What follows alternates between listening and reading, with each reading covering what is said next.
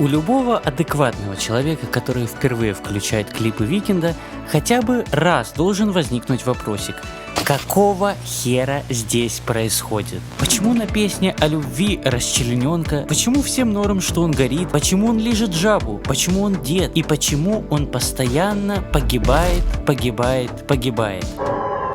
Ответить на это просто, потому что Эйбл Тесфайе, он же Уикенд, страшно любит кино.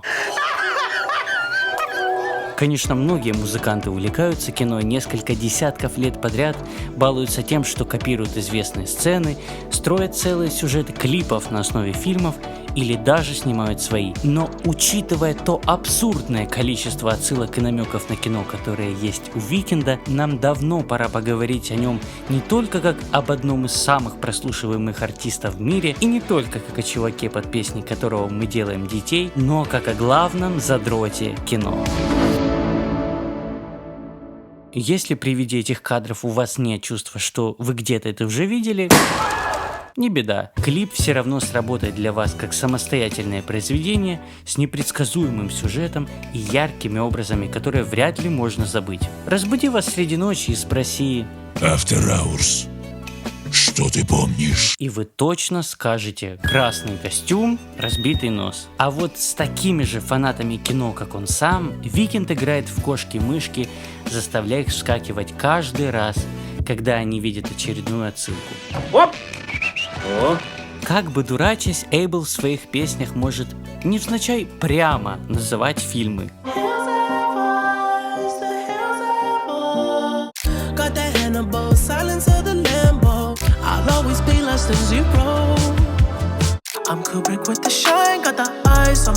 Но даже на таком неглубоком уровне он не перестает быть задротом. В один момент он запуливает отсылку сразу к 2 фильмам с Киану Ривзом.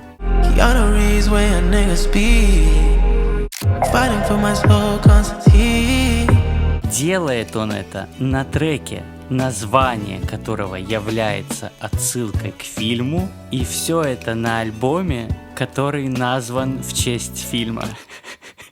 Но в остальных случаях Уикенд играет гораздо тоньше, потому что, как он сам говорит, не любит кормить зрителей с ложечки. И винить в этом стоит тех мастеров кино, на которых он вырос. Так кто же из режиссеров для Уикенда идол?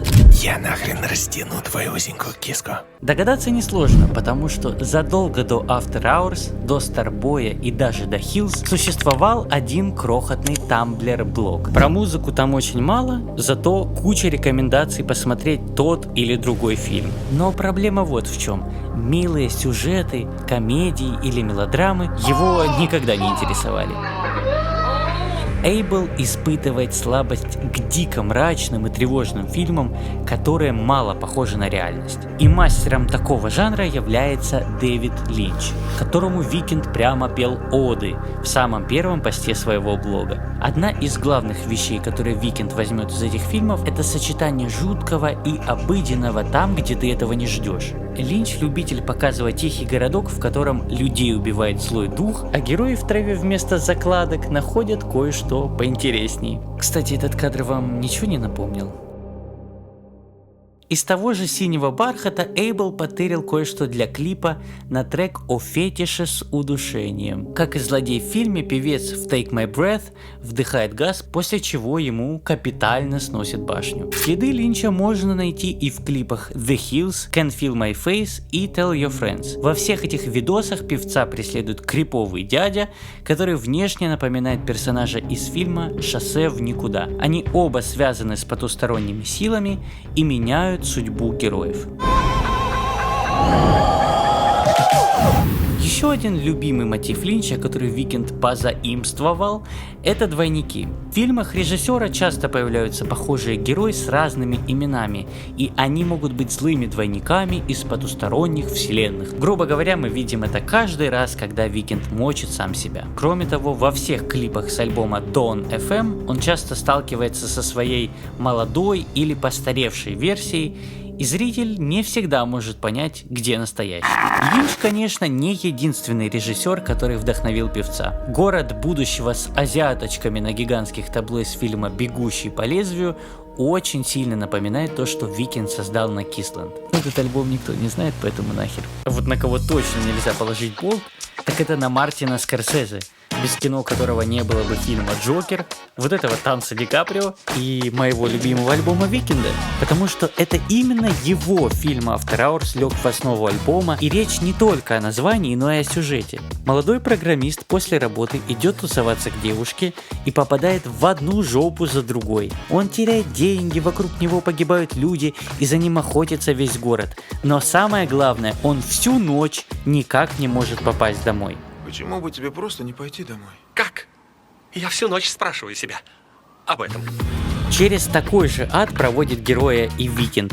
Оттарабанив смену за микрофоном, он уходит со сцены, и там его ждет один прикол за другим. Как и персонаж фильма, он всю ночь слоняется туда-сюда без возможности вернуться куда-либо. Из фильма «Казино» того же режиссера Weeknd подтырил тот самый легендарный красный костюм и пару сцен, а вот опухшее лицо и сломанный нос из его же фильма «Бешеный бык». Но это моя версия, некоторые видят в этом другой фильм.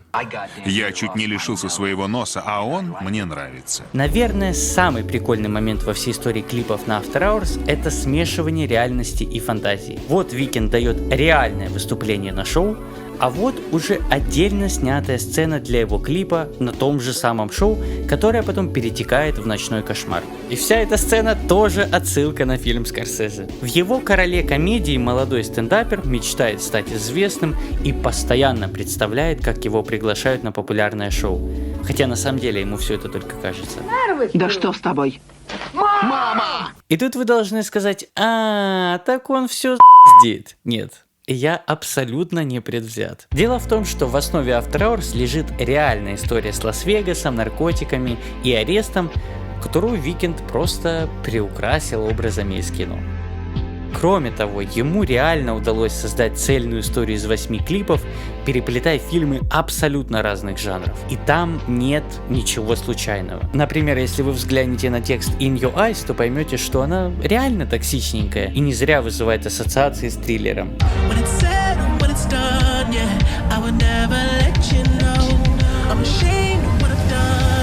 Но на Dawn FM Weeknd вообще выдает дикие приколы. Например, Out of Time построена на японской песне 80-х.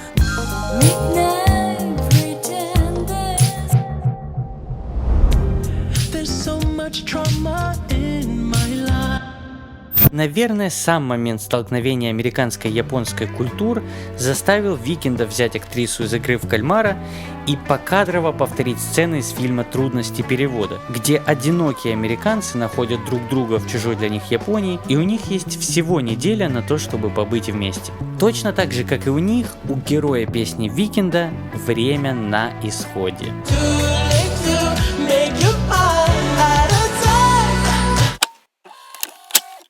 Для клипа Is There Someone Else Weeknd берет сцену стриптиза из популярного фильма 90-х, но переворачивает ее моментом с ревностью и подглядыванием. Весь клип он наблюдает за девушкой, которая танцует перед его двойником, что в конце подводит зрителя к интересному вопросу. Может, когда мы ревнуем, мы все-таки боимся самих себя?